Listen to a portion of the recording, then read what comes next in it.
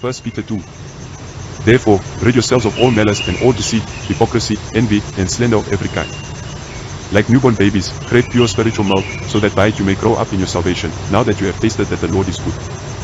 As you come to him, the living stone rejected by humans but chosen by God and precious to him, you also, like living stones, are being built into a spiritual house to be a holy priesthood, offering spiritual sacrifices acceptable to God through Jesus Christ. For in scripture it says, "See, I lay a stone in Zion, a chosen and precious cornerstone, and the one who trusts in him will never be put to shame." Now to you who believe, this stone is precious. But to those who do not believe, the stone the builders rejected has become the cornerstone, and a stone that causes people to stumble, and a rock that makes them fall. They stumbled because they disobeyed the message, which is also what they were destined for.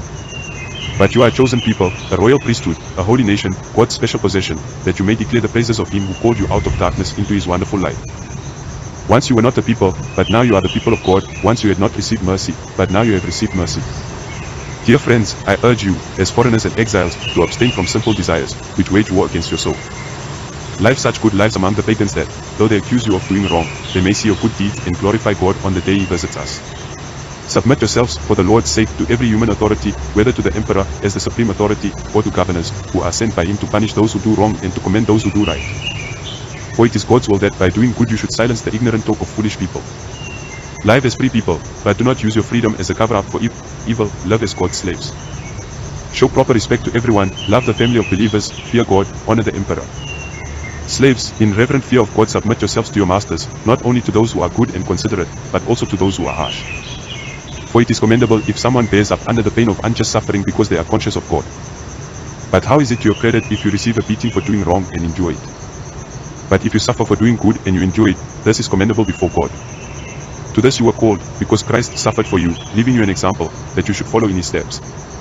He committed no sin, and no deceit was found in his mouth.